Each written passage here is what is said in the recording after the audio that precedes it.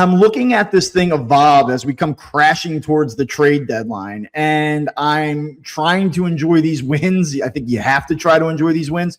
The thing that's funny is that never in a million years could I have ever expected the trajectory of this season to go the way it has. I would have never had them at 9-19. I would have never had them ripping off, 38 wins in 56 games either. But here we are. However, this is exactly where I expected them to be. I mean, we talk about what we thought this would look like in the beginning of the year, and I said it's probably a 90 to 93 win team. I think it's a team that can win the National League. It's not a team that I would pick to win the National League. And this morning, that's exactly how I feel about these guys. I think that this is a really good team. I think that they have a chance. I don't think that they are on the level of the Dodgers by any means, and I don't think that they're on the level of the Brewers as we talk right now. Can they pass the Brewers? Yes. You might even disagree with me in this moment, because what has Milwaukee ever done in the playoffs? Like, I get it. Like, they kind of button up a little bit too. I just think it's funny to me that we've now played half a season, and this is the exact thing that I expected us to see. Yeah, and the thing about the Milwaukee thing is right in the moment, probably Milwaukee's still ahead of them. I just think that come October, the Phillies are built to play in the postseason, whereas I'm not certain Milwaukee is as much. I mean, obviously you're going to ride Mizrowski and Harrison as long as you can, but I just don't. I don't think that lineup is built to win in the playoffs personally.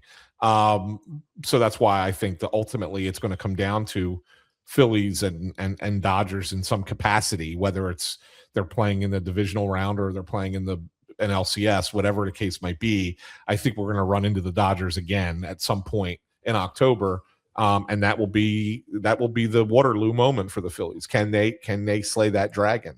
And there's a lot of time to go before we get there, and things can happen. There could be hurdles along the way, but yeah, I mean, you got to give them. They are what we thought they were, Bob, at the beginning of the year. When you go back to our preseason prediction for the Phillies, they are what we said they were, right? But I don't think anyone would have predicted the path that they took to get here. Right. I think that's the unique thing about this season. Like, okay, yeah, 10 games over 500 at the end of June sounds exactly about where we thought they would be at this point. Right. But how they got here to go from 10 games under and firing their manager in April, they were minus 58 run differential or whatever the hell it was. And then all of a sudden they just flip a switch and be 20 games over 500 and close a gap that they were 11 games behind the Braves. Now all of a sudden they're only 3 with a chance to cut that to 2.5 tonight. Like by the end of June, like who sees that happening in the sport? I just don't. That's what's so befuddling, because the path has been the weirdest path to get to the spot where we thought they would always be by this point in the season. Yeah, and that path, as you mentioned, includes firing a manager. And at the time, it's like, well, what's this really going to do? This isn't really Rob's fault. It's like the two things can be true. I don't think it was really Rob's fault, but I think that now, certainly in hindsight, you had to do it. I also don't think that the Phillies would have gone on to win. I don't think the Phillies would have gone 38-18 over their next 56 games had Rob Thompson been the manager. I don't know that that's entirely fair to Rob, but I don't think that switch would have flipped.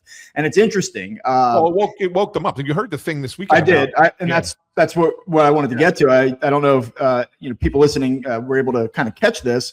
But the SNY broadcast on Friday night, their sideline reporter, if you want to call him that, Steve Gelbs, or Jelbs, or however you pronounce it, talked to Brandon Marsh prior to the series, and they were talking a little bit about Marsh's season. But then, in addition, obviously Mendoza fired by the Mets entering the weekend, and they were talking about the experience that the Phillies went through when they changed from Rob Thompson to Don Mattingly.